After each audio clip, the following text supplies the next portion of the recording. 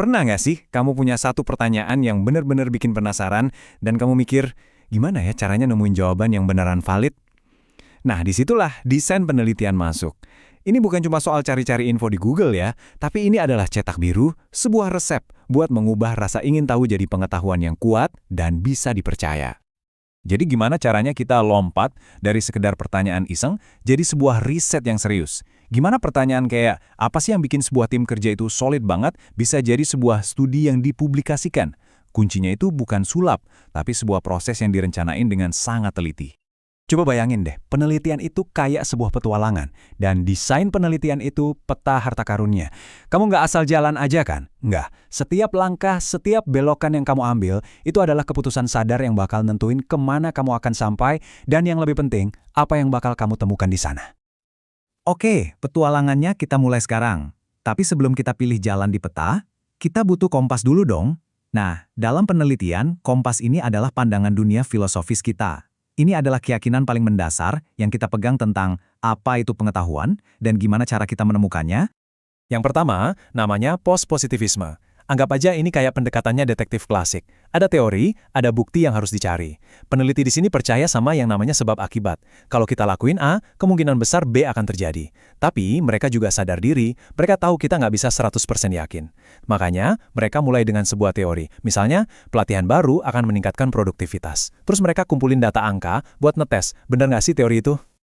Lanjut ya, ada konstruktivisme. Kalau tadi post-positivisme itu detektif, nah konstruktivisme ini kayak seorang pendongeng. Fokusnya bukan lagi ke angka, tapi ke makna di baliknya. Mereka percaya kalau realitas itu subjektif, beda-beda buat tiap orang. Jadi daripada ngetes teori, mereka lebih pengen ngerti, misalnya, gimana sih rasanya jadi anak baru di kantor ini? Mereka bakal duduk bareng, dengerin cerita, dan dari situlah pemahaman itu dibangun. Nah, ada lagi nih, pandangan dunia advokasi atau partisipatoris. Ini adalah penelitian yang punya misi. Tujuannya bukan cuma buat memahami dunia, tapi buat mengubah dunia jadi tempat yang lebih baik. Peneliti di sini nggak cuma jadi pengamat yang netral. Oh enggak, mereka justru kolaborasi langsung dengan komunitas. Misalnya kelompok yang termarginalkan untuk memberdayakan mereka dan mendorong perubahan sosial. Keren kan? Terakhir, ada pragmatisme. Yang ini lupakan dulu deh filosofi yang jelimet. Pendekatan ini super praktis. Orang pragmatis itu nggak nanya teori mana yang paling benar. Tapi mereka nanya, cara apa yang paling efektif buat jawab pertanyaan ini? Mereka itu kayak tukang yang bawa satu set lengkap perkakas. Mereka bakal pakai kombinasi alat apapun, mau itu angka, mau itu cerita, yang penting kerjaan beres dan masalahnya terpecahkan. Oke, kompas filosofis udah di tangan. Sekarang, waktunya kita milih satu dari 3 jalan utama di peta penelitian kita. Masing-masing jalan ini pas banget sama kompas yang udah kita bahas tadi. Yuk, kita lihat bedanya apa aja. Nah, tabel ini ngerangkum semuanya dengan jelas banget. Coba lihat deh, jalur kuantitatif yang klop sama kompas post-positivisme itu sifatnya deduktif. Artinya, kamu mulai dari yang besar, sebuah teori, terus ngerucut ke data spesifik buat ngetes teori itu. Kebalikannya, jalur kualitatif itu induktif. Kamu mulai dari yang kecil, cerita dan pengalaman personal, terus dari situ kamu coba bangun gambaran yang lebih besar, atau bahkan sebuah teori baru. Terus metode campuran yang pragmatis, ya dia pakai dua-duanya, ambil yang terbaik dari dunia angka dan dunia cerita, buat dapat gambaran paling utuh. Yuk, kita susuri jalan yang pertama, kuantitatif. Kalau dengar kata ini, langsung bayangin angka, grafik, dan statistik. Di jalur ini, semuanya itu soal pengukuran yang presisi dan pengujian hipotesis yang sistematis. Tujuannya adalah nemuin pola yang jelas dan hubungan sebab akibat yang bisa digeneralisasi ke banyak orang. Dua senjata andalan di sini itu eksperimen, di mana kita sengaja ngubah satu variabel buat lihat efeknya, kayak diuji coba obat gitu, dan survei, di mana kita nanya ke banyak orang buat dapat gambaran besar.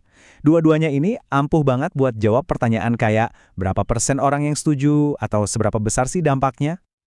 Sekarang kita belok ke jalur yang rasanya beda banget, kualitatif.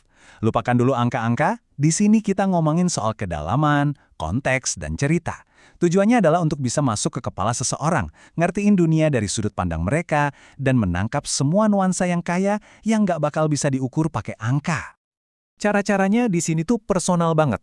Kalau pakai etnografi, peneliti bisa benar-benar tinggal bareng sebuah komunitas buat ngertiin budaya mereka dari dalam.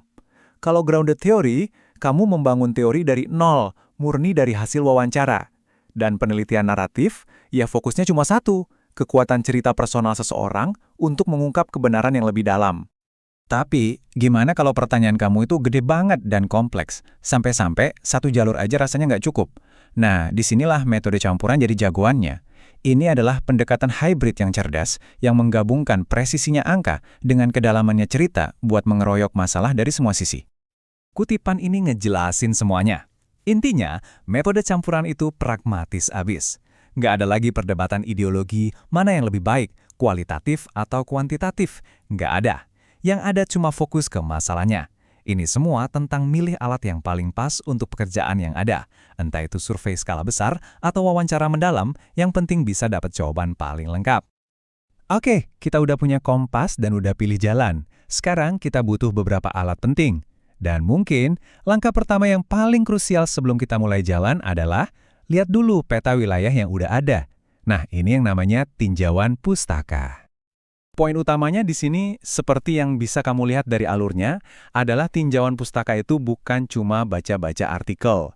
Ini adalah proses yang sistematis, mulai dari nentuin kata kunci, nyari di database, sampai memetakan semua yang udah pernah diteliti. Tujuannya apa? Supaya kita ngerti obrolan apa aja yang udah terjadi di luar sana. Jadi kita bisa nambahin sesuatu yang baru dan berharga, bukan cuma ngulangin apa yang udah orang lain bilang. Ibaratnya kita berdiri di atas bahu para raksasa. Kita udah hampir sampai di akhir perjalanan nih. Jadi, mari kita berhenti sejenak dan bertanya, kenapa sih semua ini penting? Kenapa harus repot-repot mikirin kompas, peta, dan semua alat ini? Jawabannya sebenarnya sederhana. Ini semua demi membangun pengetahuan yang bisa kita percaya. Dan inilah inti dari semuanya. Dalam penelitian, nggak ada yang namanya satu cara terbaik untuk semua masalah. Desain penelitian terbaik adalah desain yang dirancang khusus untuk menjawab pertanyaan kamu. Semua pilihan yang kamu buat, dari kompas filosofis sampai alat yang kamu pakai, harus nyambung secara logis, kayak potongan puzzle yang pas, untuk menghasilkan jawaban yang kokoh dan bisa dipertanggungjawabkan. Jadi gitu, kita udah lihat gimana sebuah pertanyaan simpel bisa diubah jadi pengetahuan yang kuat lewat desain yang cermat. Sekarang kamu punya petanya, kamu punya kompasnya, dan kamu tahu alat-alatnya. Pertanyaannya bukan lagi gimana cara mulainya, tapi apa yang pengen kamu temukan. Dunia ini penuh dengan misteri yang nunggu buat diungkap. Kira-kira apa yang bakal kamu jelajahi?